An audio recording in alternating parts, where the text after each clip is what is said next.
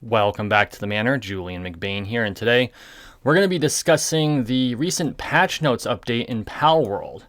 So, I know, Julian's doing game journalism instead of just playing the game like a moron. It's fine, but I wanted to go through this because, of course, Palworld has taken the internet by storm. It's a fantastic game. I'm obsessed with it. And so anything that Pocket Pair is doing in order to make the game better makes me very interested. So let's go through these patch notes. But before we get started, if you're new to the channel, welcome to the Manor. Please take a moment and subscribe down below. We are on the road to 13 million subscribers, one subscription at a time, so make sure you subscribe. Okay, so this is the 0.1.4 patch, and there's actually quite a few notes here that they did quite a bit of updating, so it's good to see that they're working really hard. I know that they're focused primarily on things that are like game breaking, and so I want to give them credit for focusing on the stuff that really causes major issues. I know the Xbox release has had its troubles.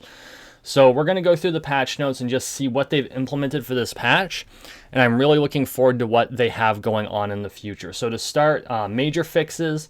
They fixed an issue where the game would crash under certain conditions, which is incredibly vague. Unfortunately, however, when it comes to things like software engineering is not what you'd call a precise science, or it's an overly precise science to the point where anything you fix is likely to break three other things. And that's just the nature of the beast. Like that's not dunking on the engineers. That's just the way this works. Like I've done programming at a very, very low level. And when you're spending 4 hours trying to figure out why the code doesn't work, even though you use the code that the professor gave you to implement, that's software engineering. That's what it is. So I'm glad to see they're able to reduce the number of crashes. I haven't experienced any crash issues, although I did experience an issue where during my live stream actually, where I went to use a PAL sphere and I just refused to use the PAL sphere. It just said I didn't have any, despite the fact that I had a bunch of my inventory. I actually had to restart the game. So there are things like that.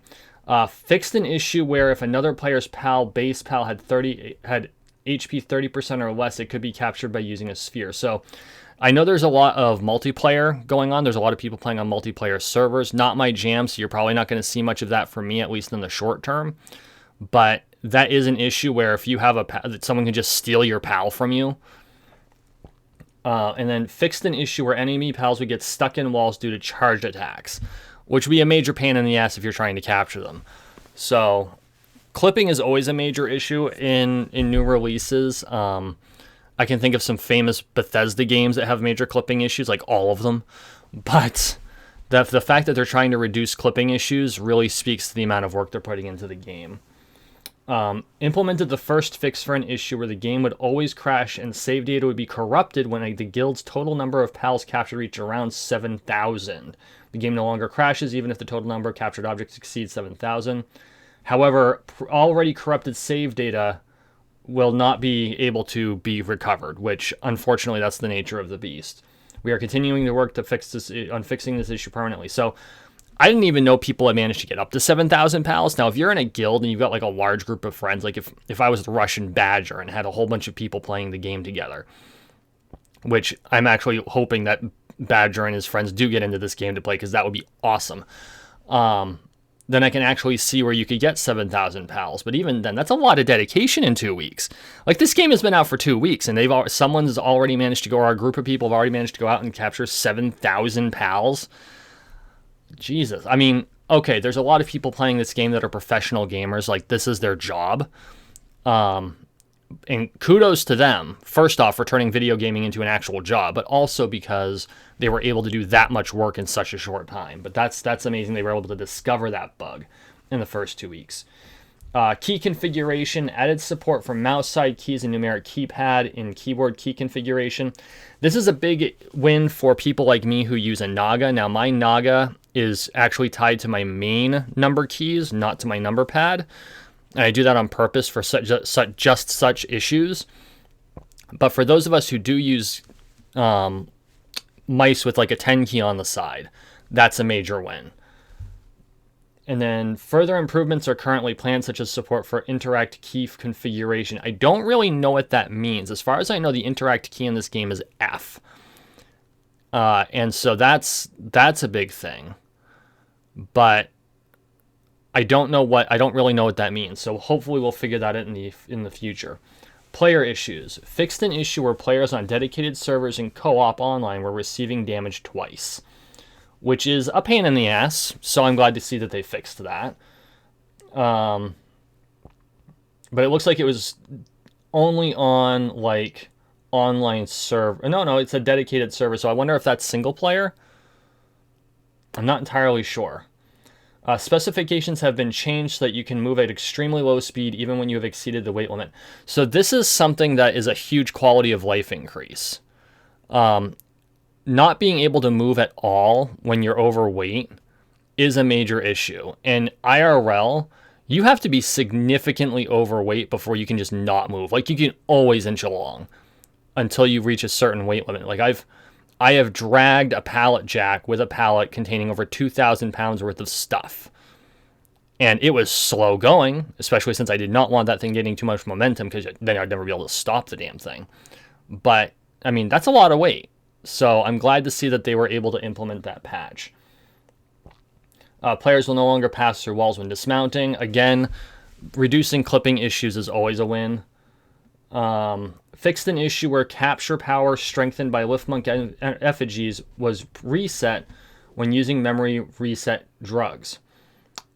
I didn't even know there were drugs in this game. So that's interesting. Fixed an issue where armor could be equipped in the wrong slot. So I was watching a video from another gamer, and unfortunately I don't remember his YouTube name. If I did, I would actually post it here. You know I would. But he showed where there was an exploit where you could actually put, like, shirts in your accessory slot and then swap them for armor to double and triple up on your armor. It was quite an interesting exploit. I wouldn't say it was game breaking, but it definitely would have made a substantial difference, especially in boss fights, for the later games. So the fact that they fixed that shows that they're paying attention and that it was not an intentional exploit. Like, obviously it was a glitch. Adjusted camera positions of several pals to make it easier to see when mounted. Increasing the ability to actually see where you're going is always a win. Base issues. Specifications have been changed so that pals who are manually assigned to a breeding farm will not become hungry and their manual assignments will not be removed.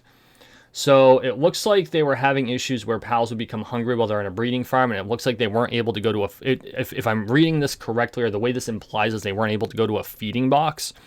So you could have major issues with feed if you were trying to breed pals. So the fact that they were able to patch that out is good. The key to lift pals has been changed from F to V, or to Y, in order to prevent accidents. This right here, like, the number of times I tried to pick shit up off of my crafting bench and would end up picking up the penguin pal that was helping me build, which was a major pain in the ass. I am so glad to see that they changed that. The only downside to this is now I can't use my Tartarus to lift pals up. I've got to actually hit the keyboard key, which, honestly, not a huge deal. I'm still dumb enough to forget that V is my dodge roll key because I changed it, and I can actually dodge shit when enemy pals are coming at me, which would have been really helpful in this boss fight, but I'm a bit of a dumbass. Reduce the speed and range of fire spreading on wooden buildings. I have seen some videos of where, like, player bases would catch fire because a fire pal was defending it, or where they were testing out, like, Fox Park's flamethrower ability, and they actually accidentally burnt down, like, their whole house, which is both tragic and hilarious. Fixed an issue where manual work assignments could not be set at all under certain circumstances. So I still haven't figured out the manual work assignments. From what I understand, you can actually just pick pals up and throw them at the work assignment, and that manually assigns them. I kind of hope to come up with a slightly less... what's the word I'm looking for?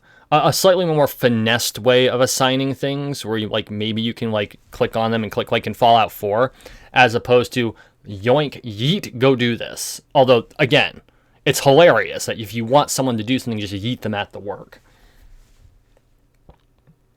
Fixed an issue where extremely high level Relaxosaurus would attack the base during raids, which for someone like I don't even know what a Relaxosaurus is. So I'm glad that they fixed that, because it would be, if a raid happened and all of a sudden this big high level thing came rolling in, I would, yeah. Added several measures to prevent base pals from getting stuck. That's always good, as we saw from my early videos. Fixed an issue where pals would get stuck while transporting items and would drop them on the spot. That's a good quality of life. Fixed an issue where pals at the base would continue to cut down trees that were already cut. Yeah, that's good. Because when you're trying to harvest wood and they're not harvesting anything because they're trying to cut down a tree they've already finished with. Fixed an issue where pals at the base were on the verge of death due to unexplained falling damage. That sounds like a pretty fucked up day to me. So that's a good fix. I'd love to see if they had a means to figure out what caused that, but hey, anything works. Fixed an issue where pals at the base would float under some conditions. I don't know what that, like just in midair? Like just like floating in midair? Again, hilarious, if not a pain in the ass, but hilarious. I'll take it. And then fixed an issue where if a farm was built on the second floor or above, work pals would be unable to move on the floors below. I didn't know you could even do that. Like, how do you build a farm? Can you build farms on top of wooden platforms? I'm going to have to try that. I'm going to have to try, like, can you do indoor farming, like vertical farming? That'd be awesome. Other patch notes is just real quick. Corrected incorrect text. Measures have been added to prevent cheating and stealing other players' pals, which, again, 100% behind them doing. Many other minor fixes, such as the addition of a UI key guide. So, all good stuff. I really want to hand it to Pocket Pal for being very responsive to the changes. Again, this is for Steam patch 0.1.4, and this is Xbox patch 0.1.1.3. It looks like the Steam has been released as of recording. Xbox is pending. It's almost ready by the looks. So, again, huge shout out to Pocket Pal for being responsive and getting this done. I'm loving Palworld. I hope you love Palworld too. So let's get back in the game. Thank you for watching. Thank you for listening. Please like, share, and subscribe down below. We are on the road to 13 million subscribers, one subscription at a time, so make sure you subscribe. And as always, I really appreciate all of your support, and we'll see you in the next one.